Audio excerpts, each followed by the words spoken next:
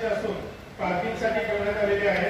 महानगरपालिकेची पूर्व परवानगी न घेता पोलिसांनी जी कारवाई केलेली आहे त्यामुळे व्यापाऱ्यांना व नागरिकांना खूप मोठा त्रास होत आहे। महानगरपालिकेला विश्वासात घेऊन नागरिकांसाठी सुखकर कारवाई करण्यात यावी। सदरची जागा महानगरपालिकेची असल्याने तो अधिकार महानगरपालिकेचा आहे। आता सुरू असलेली कारवाई त्वरित रद्द करण्यात यावी। नो व्हेइकल झोनची जी कारवाई चालू आहे ती तात्काळ थांबवण्यास ही सर्व मान्यता देते। आणि दुसरा प्रस्ताव आहे तातडीचा,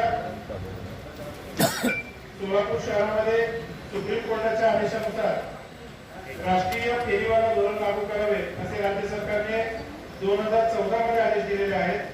त्या आदेशाच्या अनुषंगाने पारस इस्टेट नवी पेठ सोलापूर या ठिकाणी गेल्या 30 ते 35 वर्षांपासून मेकॅनिकी चौक ते राम मंदिर नवी पेठ येथे एका ठिकाणी थांबून व्यवसाय करणाऱ्या हातगाडीवाल्यांची बायोमेट्रिक नोंदणी आणि सर्वेक्षण पूर्ण झालेले असून सदर ठिकाणी व्यवसाय करणारे हातगाडीवाले हे माननीय सर्वोच्च न्यायालयाच्या आदेशानुसार त्या ठिकाणी व्यवसाय करीत आहेत। सदर ठिकाणी व्यवसाय करणारे 100% फेरीवाले हे भूमिपुत्र आणि महाराष्ट्राचे रहिवासी आहेत।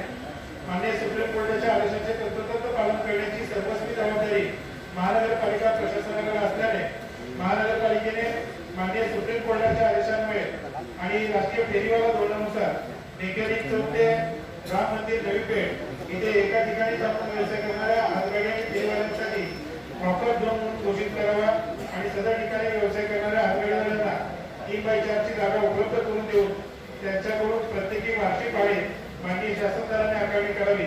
सदर ठिकाणच्या हातगाडीवाल्यांचा व्यवसायाचे पुनर्वसन करण्याकरता माननीय शासकीय नियमाप्रमाणे भाडे आकारून त्यांना ही जागा देण्यास तो आलेला हा प्रस्ताव आहे।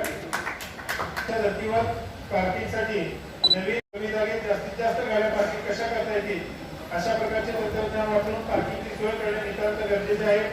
अशा प्रकारे पे अँड पार्कची व्यवस्था एबीटी एरिया असेल तर स्मार्ट सिटीच्या बजेटमधून करण्यात यावी। उर्वरित व्यापारी पेठेत महापालिकेच्या बजेटमधून पे अँड पार्कची सोय करण्यासाठी हा प्रस्ताव आहे।